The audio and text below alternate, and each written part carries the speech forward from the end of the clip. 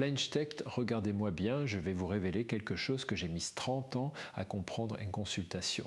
Et si vous restez avec moi jusqu'à la fin, vous découvrirez pourquoi vos relations après 50 en vous font plus mal que toutes celles que vous avez vécues avant. Et croyez-moi, ce n'est pas ce que vous pensez, ce n'est pas une question d'âge, ni de rides, ni de marché matrimonial, c'est quelque chose de beaucoup plus profond et de beaucoup plus libérateur une fois qu'on le comprend. Alors avant de continuer, faites-moi une faveur, abonnez-vous maintenant, cliquez sur cette petite cloche et dites-moi un commentaire si vous avez déjà eu l'impression qu'une rupture après 50 ans vous a démoli.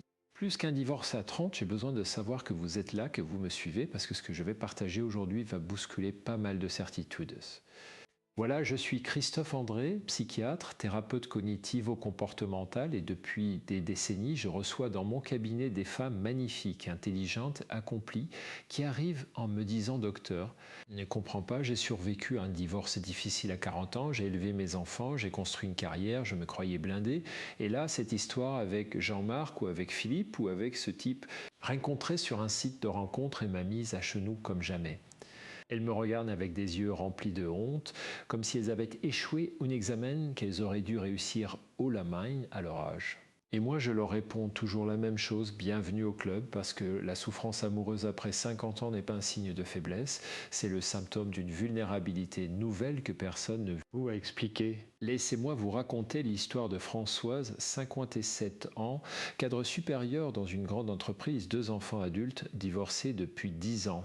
Françoise arrive dans mon bureau avec un visage fatigué mais déterminé. Elle me dit « Docteur, je viens vous voir parce que je ne me reconnais plus. J'ai rencontré un homme il y a 6 mois, on s'est séparés il y a 3 semaines et je pleure tous les soirs comme une adolescente.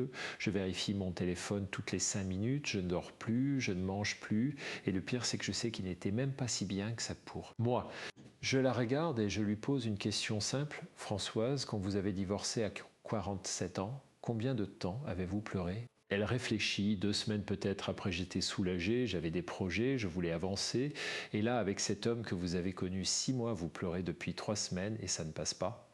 Non, docteur, et c'est ça qui me fait peur, j'ai l'impression de devenir folle. Alors voilà ce que j'ai expliqué à Françoise et ce que je vais vous expliquer maintenant parce que c'est la clé de tout. Après 50 ans, votre cerveau, votre cœur, votre histoire personnelle crée une tempête parfaite qui rend chaque relation potentiellement plus douloureuse qu'avant. Et ce n'est pas parce que vous êtes plus faible, c'est parce que vous êtes plus lucide, plus consciente et paradoxalement plus vulnérable. Restez avec moi parce que je vais décortiquer chaque mécanisme et à la fin, vous allez comprendre comment transformer cette vulnérabilité en force. Premier élément, et c'est celui dont on parle le moins, c'est ce que j'appelle la conscience aiguë du temps. À 30 ans, quand une relation se termine, votre cerveau vous dit « Bon, c'est dommage, mais j'ai le temps, je vais en rencontrer d'autres, la vie est longue. » À 55 ans, votre cerveau ne vous dit plus ça. Votre cerveau vous dit « Attention, le temps file, les occasions se raréfient, si tu rates celle-ci, combien d'autres vas-tu avoir ?» Et cette petite voix insidieuse transforme chaque relation en enjeu existentiel. Vous n'êtes plus en train de vivre une histoire d'amour. Vous êtes en train de jouer votre dernière carte, ou du moins c'est ce que votre cerveau vous fait croire. Et quand on vit une relation avec cette pression-là, évidemment que la perte fait plus mal parce que ce n'est pas juste un homme que vous perdez, c'est un futur possible, c'est une dernière chance, c'est toute une vie. Rêver qui s'effondre. Je me souviens d'une patiente, appelons-la Martine, 62 ans, qui m'a dit « Docteur, quand il est parti, ce n'est pas lui que je pleurais, c'est les dimanches que je n'aurai plus, c'est les voyages et qu'on ne fait pas. C'est vieillir seul, c'est mourir seul. » Vous voyez comme c'est puissant. Ce n'est plus seulement un chagrin d'amour, c'est un deuil anticipé de toute une vie. Et ça, mes chères auditrices, ça fait infiniment plus mal qu'un chagrin d'amour classique. Alors la première chose à comprendre, c'est que votre souffrance est proportionnelle non pas à la qualité de la relation que vous avez perdue, mais à l'ampleur du futur que vous aviez projeté dessus. Et souvent, après 50 ans, on projette énormément parce qu'on a peur du vide. Deuxième mécanisme, et celui-ci est fascinant d'un point de vue neurobiologique, c'est ce que j'appelle la neuroplasticité réduite. Je sais, ça sonne technique, mais restez avec moi parce que c'est simple et crucial. Quand vous avez 20 ou 30 ans, votre cerveau est une éponge, il crée de nouvelles connexions neuronales à une vitesse folle. Il s'adapte, il rebondit, il se remodèle facilement. Une rupture.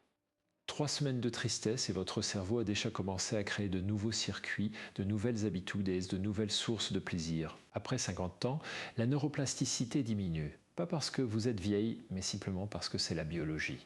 Votre cerveau met plus de temps à désapprendre les habitudes, à se défaire des routines, à créer de nouveaux chemins neuronaux. Concrètement, ça veut dire quoi? Ça veut dire que quand vous avez passé 6 mois à prendre votre café le matin avec Jean-Marc, à regarder des séries le soir avec lui, à dormir contre son épaule, votre cerveau a créé des autoroutes neuronales puissantes associées à ces moments. Et quand Jean-Marc disparaît, ces autoroutes sont toujours là, elles les réclamant leur dose de dopamine, d'ocytocine, des sécurités, et votre cerveau souffre comme un toxicomane en manque. À 30 ans, votre cerveau aurait construit de nouvelles autoroutes en 3 semaines. À 55 ans, ça peut prendre 3 mois, 6 mois, parfois plus. Et pendant tout ce temps, vous avez l'impression de ne pas avancer, de stagner dans votre douleur, alors qu'en réalité, votre cerveau travaille, il reconstruit, il réapprend simplement à son rythme qui n'est plus celui de la jeunesse. Alors arrêtez de vous flageller en vous disant « je devrais être passé à autre chose », donnez-vous le temps, respectez votre biologie et comprenez que la souffrance qui dure n'est pas un échec, c'est un processus.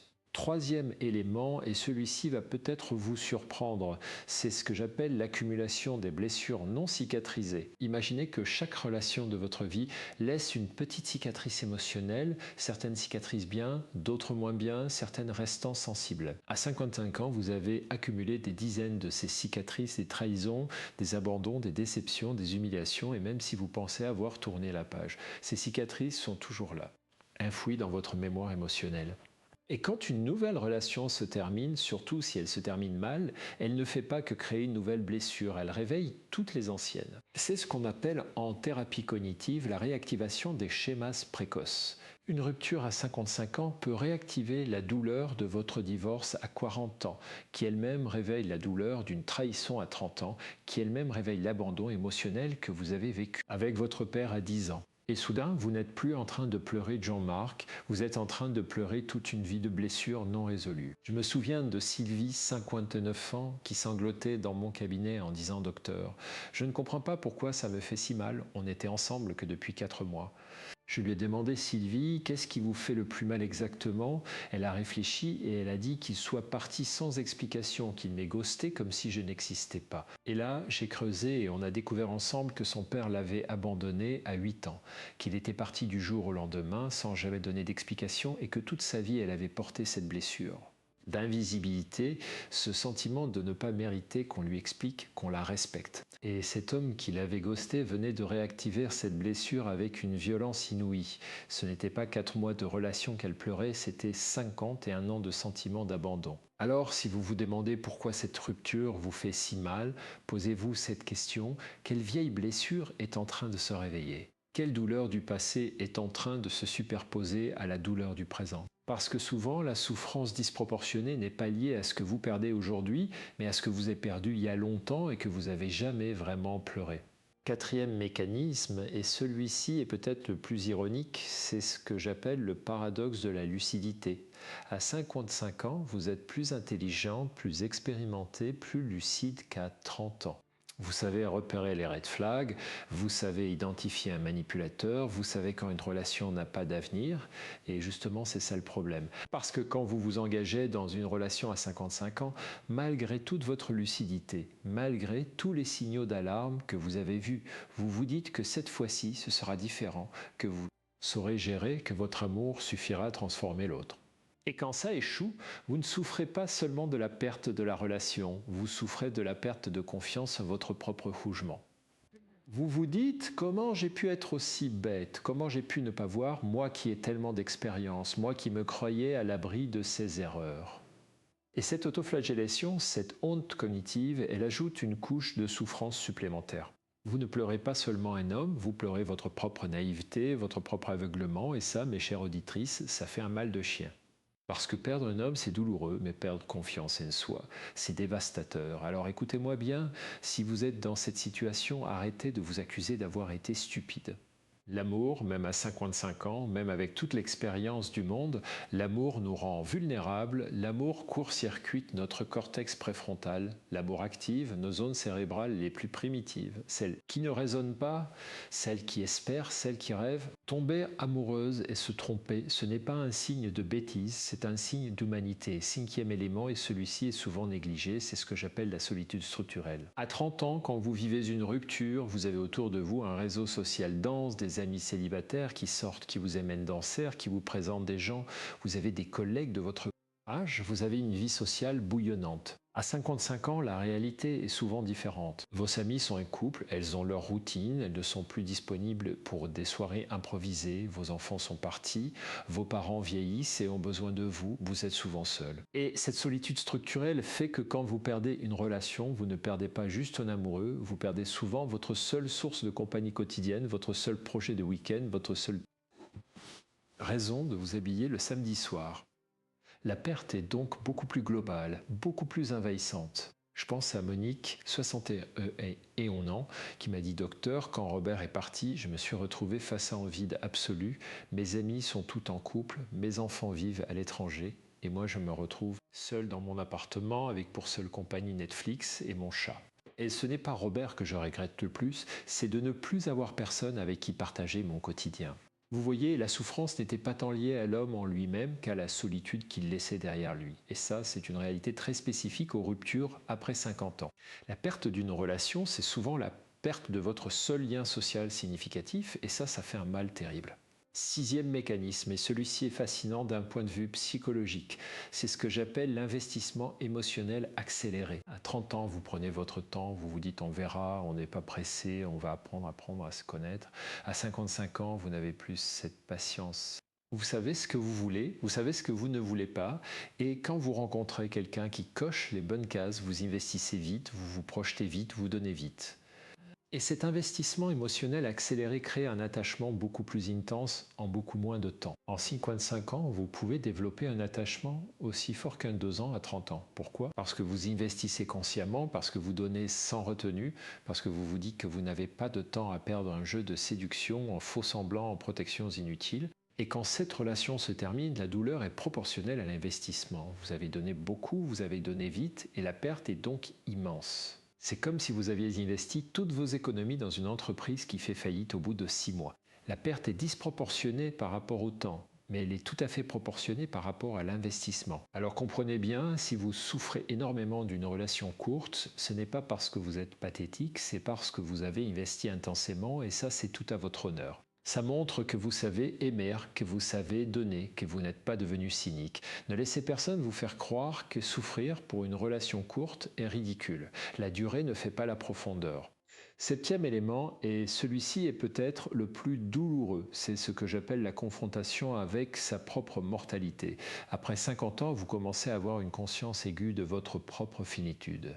Vous voyez vos parents vieillir, vous perdez des amis, vous sentez votre corps changer, vous savez que le temps qui reste est compté.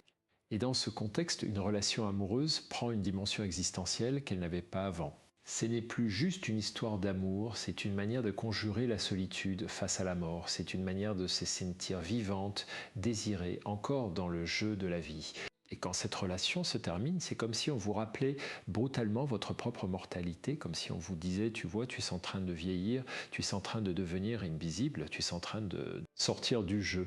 Je me souviens d'une patiente, appelons-la Hélène, 58 ans, qui m'a dit: docteur, quand il m'a quitté pour une femme plus jeune, ce n'est pas lui que j'ai pleuré, c'est ma propre jeunesse, c'est le sentiment que je n'étais plus désirable, que j'étais déjà dans la catégorie des femmes invisibles.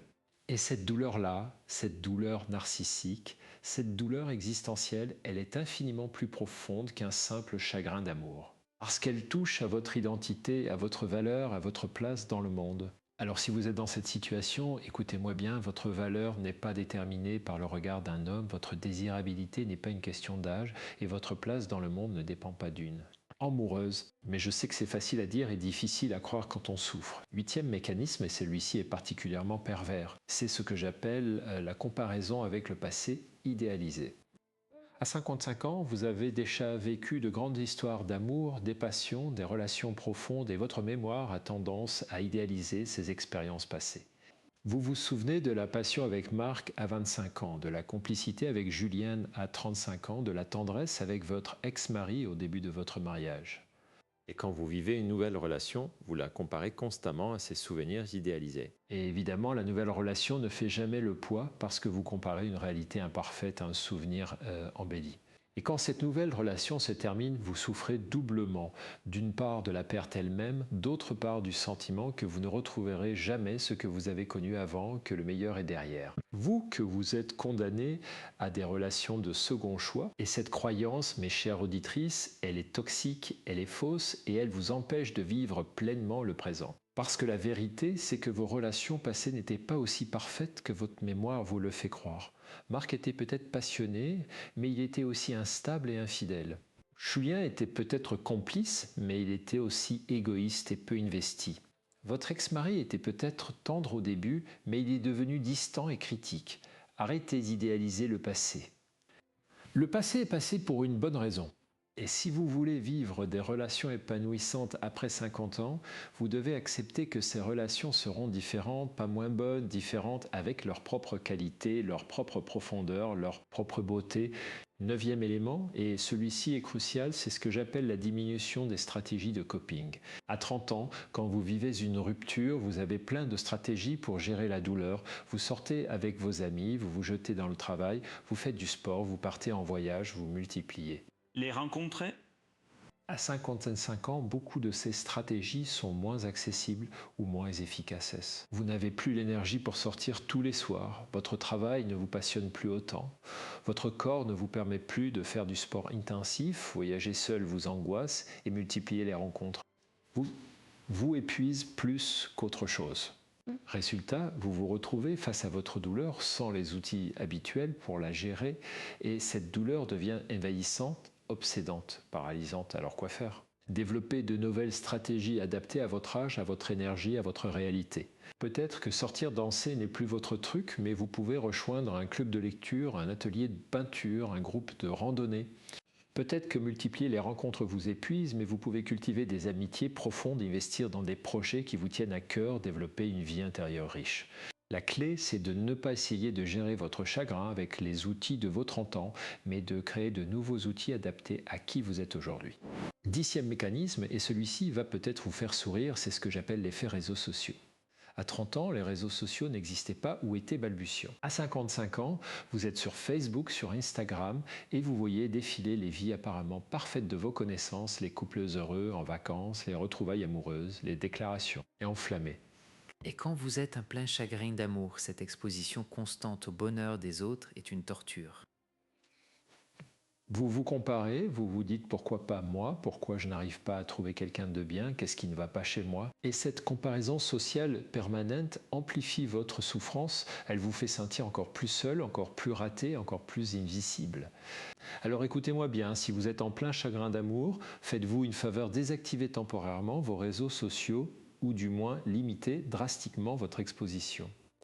Vous n'avez pas besoin de voir les photos de vacances de Martine avec son nouveau compagnon, vous n'avez pas besoin de lire les déclarations d'amour de Sophie à son mari, vous n'avez pas besoin de cette torture supplémentaire. Concentrez-vous, sur votre guérison, sur votre reconstruction et laissez les autres vivre leur vie sans vous infliger cette comparaison toxique.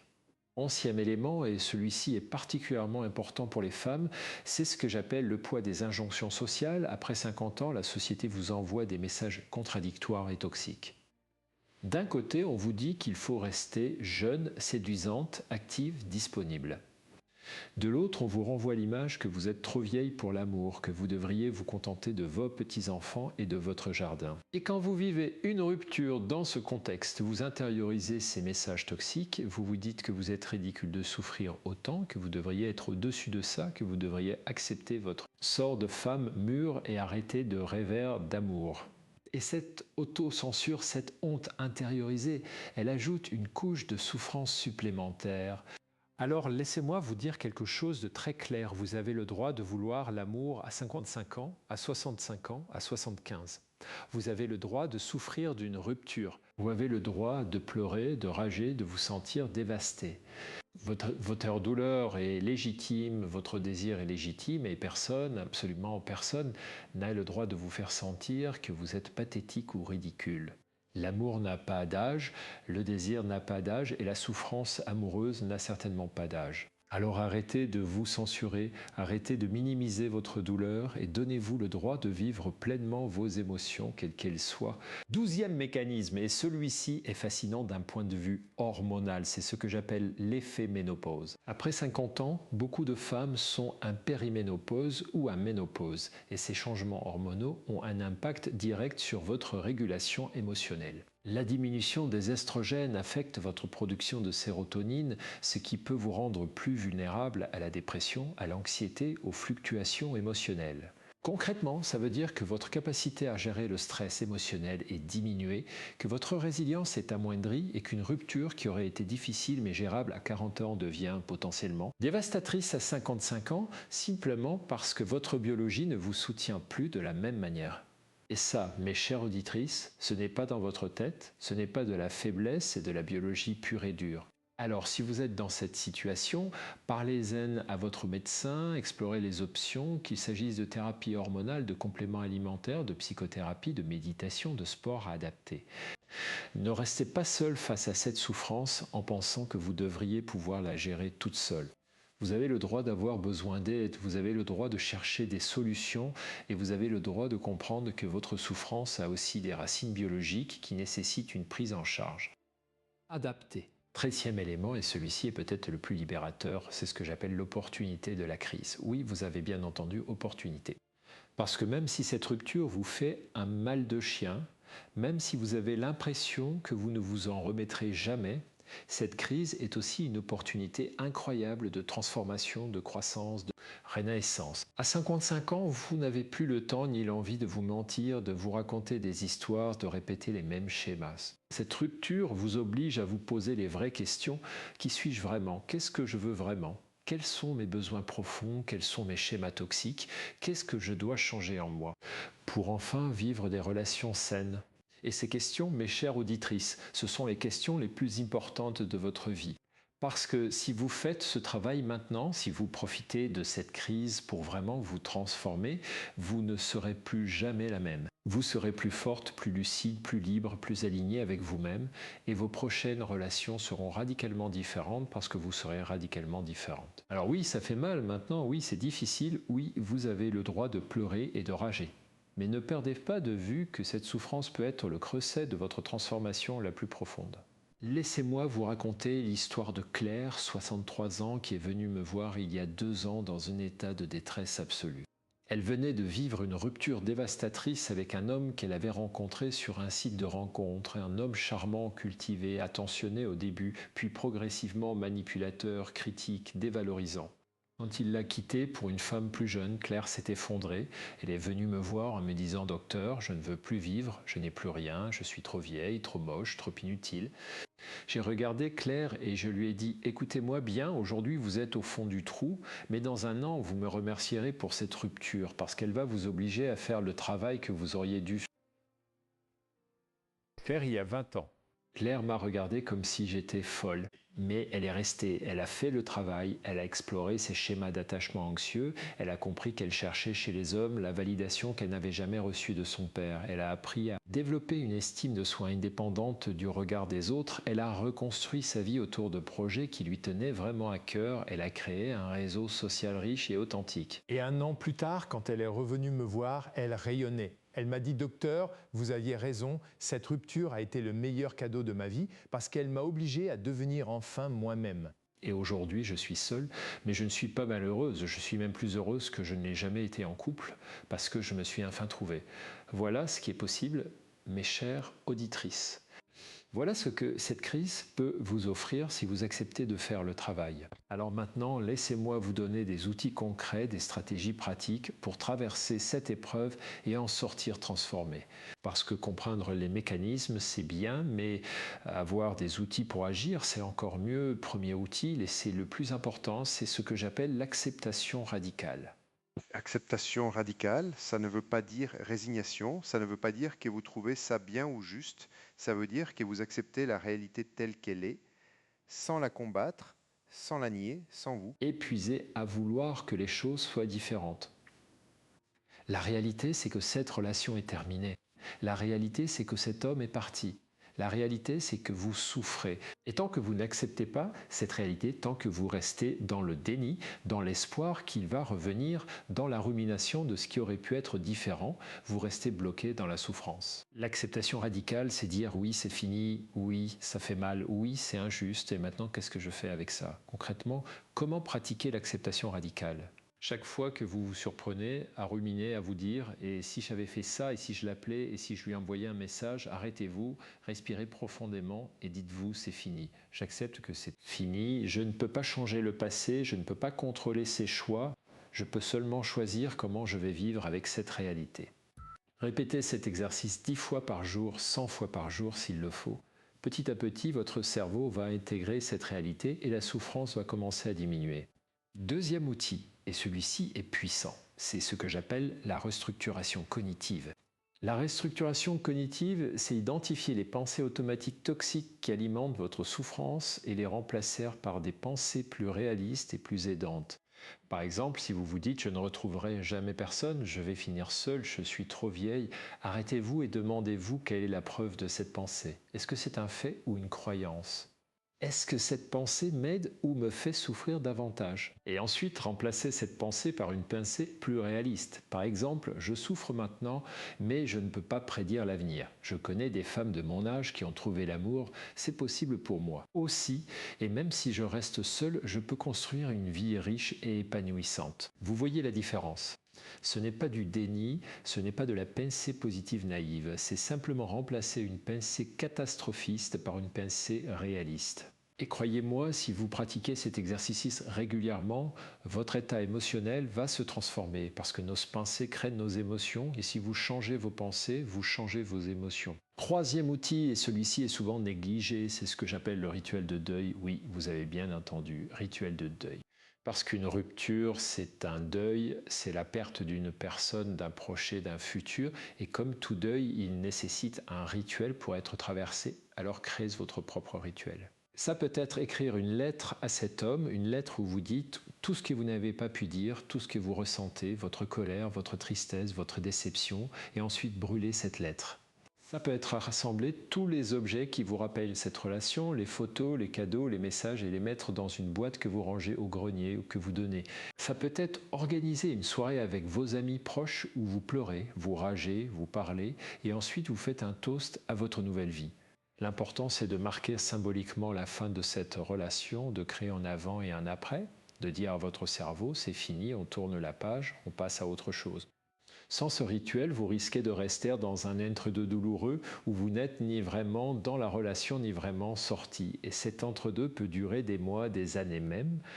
Quatrième outil, et celui-ci est essentiel, c'est ce que j'appelle la reconnexion à soi. Parce qu'après une rupture, vous avez tendance à vous définir par ce que vous avez perdu, par cette relation qui n'existe plus, par cet homme qui est parti. Et vous oubliez qui vous êtes indépendamment de cette relation. Alors prenez le temps de vous reconnecter à vous-même, à vos goûts, à vos envies, à vos passions, à vos valeurs. Qu'est-ce que vous aimez faire? Qu'est-ce qui vous fait vibrer? Quels sont vos rêves? Quels sont vos projets? Qui êtes-vous quand vous n'êtes pas en train de penser à cet homme? Concrètement, faites une liste de 20 choses que vous aimez faire et qui ne dépendent de personne d'autre, lire, jardiner, peindre, cuisiner, marcher en forêt, écouter de la musique, écrire, méditer, peu importe. Et chaque jour, choisissez une de ces activités et faites-la pleinement, consciemment, en vous reconnectant au plaisir qu'elle vous procure. Petit à petit, vous allez redécouvrir qui vous êtes, vous allez reconstruire une identité qui ne dépend pas d'une relation et cette identité va devenir votre socle, votre force, votre refuge. Cinquième outil, et celui-ci est souvent sous-estimé, c'est ce que j'appelle la pratique de la gratitude. Je sais, ça peut sembler déplacé quand on souffre, mais écoutez-moi. La gratitude, ce n'est pas nier la souffrance, c'est élargir votre perspective pour voir aussi ce qui va bien dans votre vie, ce que vous avez encore, ce qui est précieux. Parce que quand vous êtes dans le chagrin, votre cerveau se focalise uniquement sur ce que vous avez perdu et il devient aveugle à tout le reste. Et cette focalisation exclusive sur la perte amplifie votre souffrance et vous donne l'impression que votre vie entière est un désastre alors que ce n'est pas vrai. Alors chaque soir, avant de vous coucher, prenez un carnet et écrivez 3 choses pour lesquelles vous êtes reconnaissante ce jour-là. Ça peut être des choses toutes simples, le sourire d'une amie, un bon repas, un rayon de soleil, un moment de calme, peu importe. L'important, c'est de réentraîner votre cerveau à voir aussi le positif, à élargir votre champ de vision. Et croyez-moi, si vous faites cet exercice tous les soirs pendant un mois, votre état émotionnel va se transformer. Vous allez commencer à voir que oui, vous souffrez, mais votre vie n'est pas que souffrance. Il y a aussi de la beauté, de la douceur, de la joie, et c'est sur ça que vous devez vous appuyer pour traverser cette épreuve. Sixième outil, et celui-ci est crucial, c'est ce que j'appelle la limitation du contact. Si cette relation est vraiment terminée, si vous voulez guérir, vous devez couper tout contact avec cet homme au moins pendant plusieurs mois. Pas de messages, pas d'appels, pas de stalking sur les réseaux sociaux, pas de nouvelles par des amis communes. Je sais que c'est difficile, je sais que vous avez envie de savoir comment il va, s'il pense à vous, s'il regrette. Mais chaque fois que vous le contactez, chaque fois que vous regardez son profil Facebook, vous réactivez les circuits neuronaux de l'attachement, vous relancez la production de dopamine et vous remettez votre compteur. Imaginez que vous êtes en train de sévrer d'une drogue. Chaque fois que vous prenez une dose, même une petite dose, vous relancez l'addiction. C'est exactement la même chose avec un ex. Alors soyez radical, bloquez-le sur tous les réseaux sociaux, supprimez son numéro, demandez à vos amis de ne pas vous parler de lui. Et si vous avez des enfants en commun ou des obligations professionnelles qui vous obligent à rester en contact, limitez ce contact au strict minimum, uniquement par écrit, uniquement sur des sujets pratiques, sans aucune discussion personnelle. C'est dur, c'est très dur, mais c'est indispensable pour guérir. Septième outil, et celui-ci est puissant, c'est ce que j'appelle la pratique de l'autocompassion. L'autocompassion, c'est vous traiter avec la même gentillesse, la même bienveillance que vous traiteriez votre meilleure amie si elle traversait la même épreuve. Parce que souvent, quand vous souffrez, vous êtes dur avec vous-même, vous vous critiquez, vous vous dites que vous êtes pathétique, que vous devriez être plus forte, que vous n'auriez pas dû vous mettre dans cette situation. Et cette autocritique ajoute de la souffrance à la souffrance. Alors arrêtez. Parlez-vous comme vous parleriez à quelqu'un que vous aimez. Dites-vous, je souffre et c'est normal, j'ai le droit de souffrir, je fais de mon mieux, je suis courageuse de traverser ça, je suis fière de moi.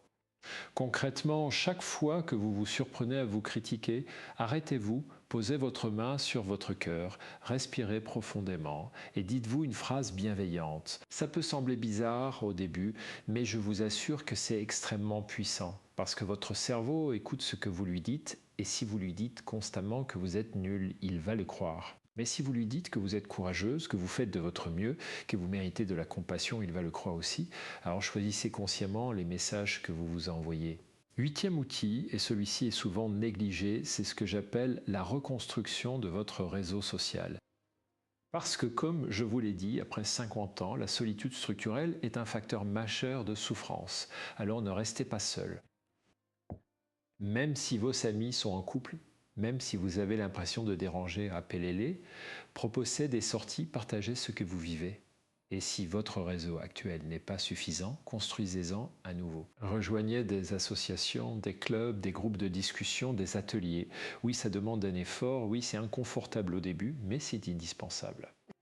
Je me souviens d'une patiente qui m'a dit « Docteur, je n'ai pas envie de rejoindre un club de lecture, je vais me retrouver avec des vieilles dames qui parlent de leurs petits-enfants. » Je lui ai répondu « Essayez quand même, vous verrez bien ». Elle a essayé et elle a découvert un groupe de femmes passionnantes, cultivées, drôles qui sont devenues ses meilleures amies. Alors ne chouguez pas avant d'avoir essayé, donnez-vous une chance de créer de nouveaux liens, de nouvelles amitiés, de nouvelles sources de joie et de soutien. Neuvième outil, et celui-ci est essentiel, c'est ce que j'appelle le travail sur vos schémas relationnels. Parce que si vous voulez éviter de répéter les mêmes erreurs, si vous voulez vivre des relations saines à l'avenir, vous devez comprendre vos schémas, ces patterns inconscients qui vous poussent à choisir toujours le même type d'homme, à reproduire les mêmes dynamiques toxiques, à vous perdre dans les relations. Et ce travail, vous ne pouvez pas le faire seul. Vous avez besoin d'un thérapeute, d'un professionnel qui va vous aider à explorer votre histoire, à identifier vos blessures d'attachement, à comprendre ce que vous cherchez inconsciemment chez les hommes, à développer de nouveaux patterns plus sains. Alors si vous n'êtes pas des champs thérapie, c'est le moment. Trouvez un bon thérapeute cognitivo-comportemental ou un thérapeute spécialisé dans l'attachement et faites ce travail. Oui, ça coûte de l'argent, oui, ça demande du temps, oui, c'est inconfortable, mais c'est l'investissement le plus important que vous puissiez faire pour votre avenir. Parce que si vous ne faites pas ce travail, vous allez répéter les mêmes schémas, vous allez souffrir encore, et dans 10 ans, vous serez au même point. Alors donnez-vous cette chance, faites ce travail maintenant. 10e outil, et celui-ci est peut-être le plus important, c'est ce que j'appelle la redéfinition de votre relation à l'amour. Parce qu'après 50 ans, vous ne pouvez plus vous permettre d'avoir une vision romantique et naïve de l'amour. Vous devez développer ce que j'appelle un amour rationnel, un amour lucide, un amour qui ne vous fait pas perdre la tête. Et ça ne veut pas dire un amour sans passion, ça veut dire un amour où la passion est tempérée par la lucidité, où le désir est accompagné du discernement, où l'attachement est équilibré par l'autonomie. Concrètement, ça veut dire quoi? Ça veut dire que la prochaine fois que vous rencontrez quelqu'un, vous ne vous laissez pas emporter par l'euphorie des premiers mois. Vous restez lucide, vous observez les comportements, vous repérez les red flags, vous prenez votre temps avant de vous engager. Ça veut dire que vous gardez votre vie, vos amis, vos activités, vos prochettes, même quand vous êtes amoureuse. Ça veut dire que vous n'acceptez pas n'importe quoi sous prétexte que vous avez peur de rester seule. Ça veut dire que vous avez des critères clairs, des limites fermes et que vous êtes prête à partir si ces critères ne sont pas respectés. Ça veut dire aussi que vous acceptez que l'amour après 50 ans est différent de l'amour à 30 ans. Ce n'est plus la passion folle, l'amour fusionnel, les nuits blanches à parler. C'est quelque chose de plus calme, de plus profond, de plus stable. C'est la complicité, la tendresse, le respect mutuel, le soutien, la capacité à construire ensemble un quotidien harmonieux. Et si vous attendez la passion folle, vous allez être déçu. Mais si vous acceptez cette nouvelle forme d'amour, vous pouvez vivre des relations magnifiques, profondes, épanouissantes. Alors maintenant, laissez-moi vous parler de quelque chose de crucial, quelque chose dont on ne parle jamais assez. C'est la possibilité de choisir consciemment la solitude. Oui, vous avez bien entendu choisir la solitude, parce que la vérité, mes chères auditrices, c'est que vous n'avez pas besoin d'un homme pour être heureuse. Je sais que la société vous a conditionné à croire que le bonheur passe par le couple, que sans homme vous êtes incomplète, que la solitude est un échec. Et c'est faux, c'est complètement faux. Vous pouvez être seule et épanouie, seule et heureuse, seule et riche d'une vie pleine de sens, de projets, de relations amicales profondes, de passions qui vous animent. Et parfois, choisir consciemment la solitude, du moins pour un temps, c'est la décision la plus saine que vous puissiez prendre. Parce que ça vous permet de vous retrouver, de vous reconstruire, de développer une relation solide avec vous-même. Et cette relation-là, c'est la plus importante de votre vie. Parce que tous les hommes peuvent partir, mais vous restez avec vous-même jusqu'à la fin. Alors si vous ne savez pas être bien avec vous-même, si vous ne savez pas vous aimer, vous respecter, vous choyer, comment voulez-vous vivre une relation saine avec quelqu'un d'autre?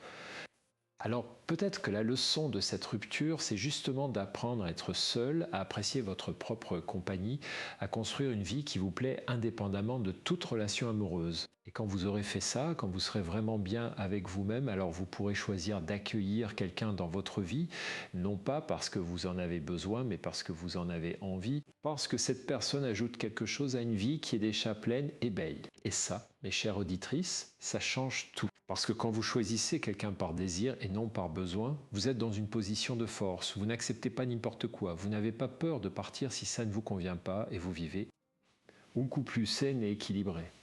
Maintenant, laissez-moi aborder un sujet délicat mais important, c'est la question de la sexualité après 50 ans.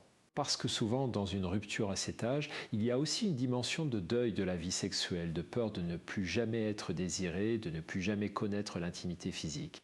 Et cette peur est légitime, parce que oui, après 50 ans, le marché amoureux est plus difficile pour les femmes, c'est une réalité. Mais ce n'est pas une fatalité. Il y a des hommes qui apprécient les femmes mûres, qui cherchent la profondeur, la maturité, l'authenticité plutôt que la jeunesse. Et il y a aussi d'autres formes de sexualité, d'autres formes d'intimité que vous pouvez explorer. Mais surtout, et c'est ça que je veux que vous compreniez, votre valeur ne dépend pas de votre désirabilité sexuelle. Vous n'êtes pas un objet de désir, vous êtes un être humain complet, riche, profond, et votre valeur réside dans qui vous êtes, pas dans le regard qu'un homme porte sur vous.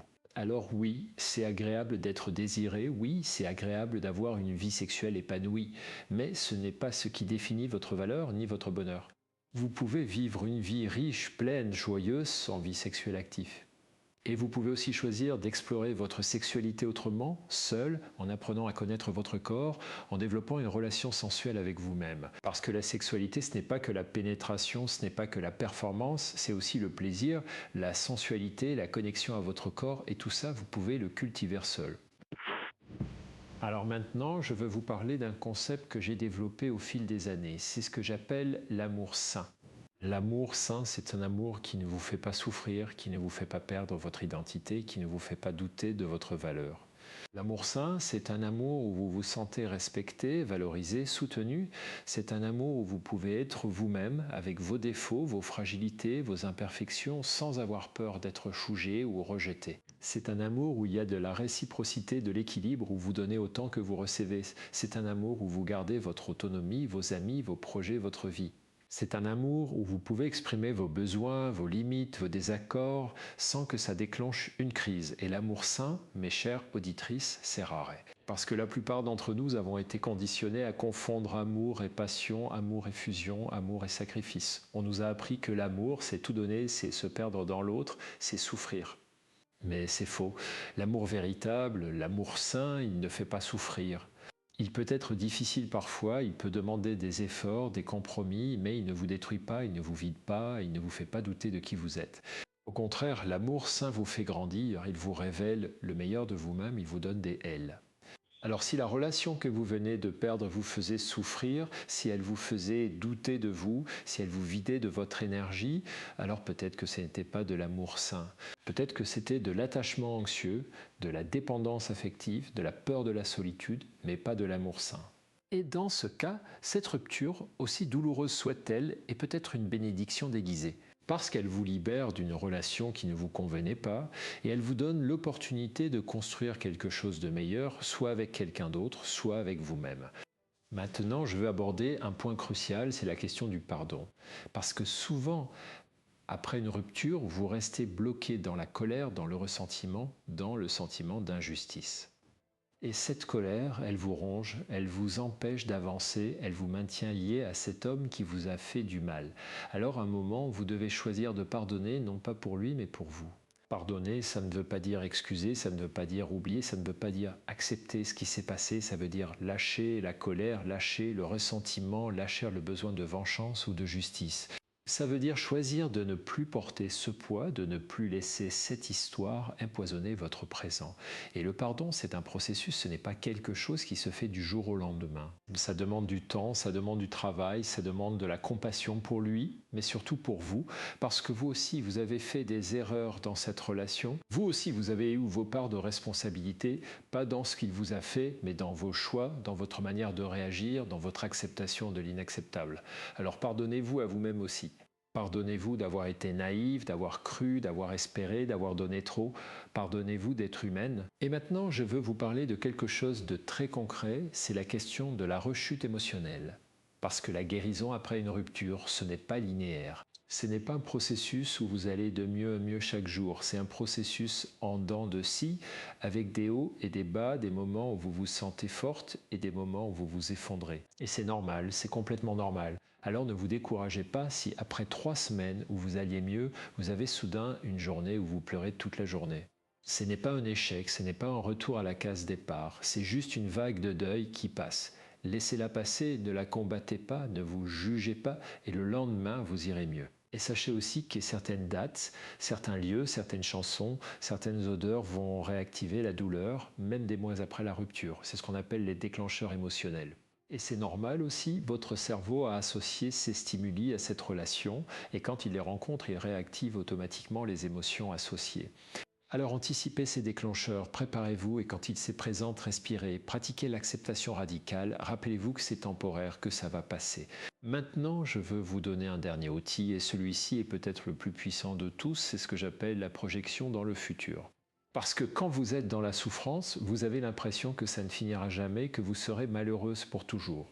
Mais c'est faux. La douleur finit toujours par passer, toujours. Alors faites cet exercice, fermez les yeux et imaginez-vous dans un an. Imaginez que vous avez fait le travail, que vous avez traversé cette épreuve, que vous êtes sortie plus forte, plus lucide, plus libre.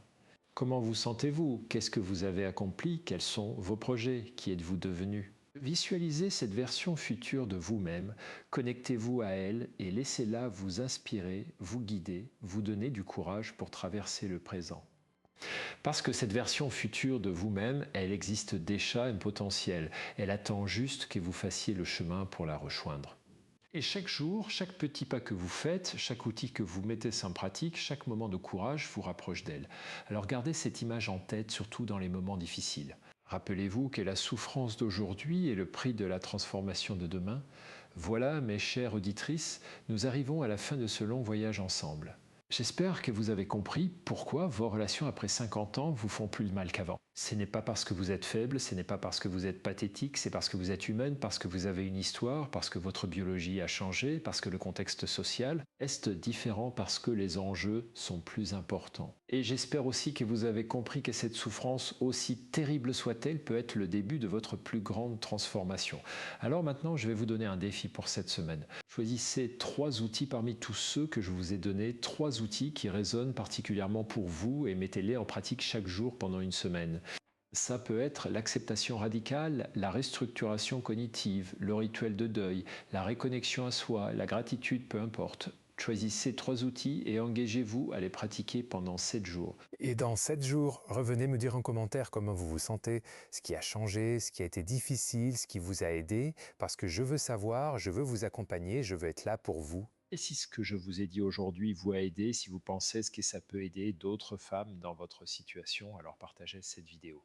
Partagez-la avec vos amis qui traversent une rupture, avec les femmes de votre entourage qui souffrent, avec toutes celles qui ont besoin d'entendre qu'elles ne sont pas seules, qu'elles ne sont pas folles, que leur douleur est légitime et qu'il y a un chemin pour en sortir. Et bien sûr, si ce n'est pas déjà fait, abonnez-vous à cette chaîne, activez la cloche pour être notifié de mes prochaines vidéos, parce que je vais continuer à vous parler d'amour sain, de reconstruction, de transformation, de tout ce qui peut vous aider à vivre une vie plus libre, plus épanouie, plus alignée avec qui vous êtes vraiment.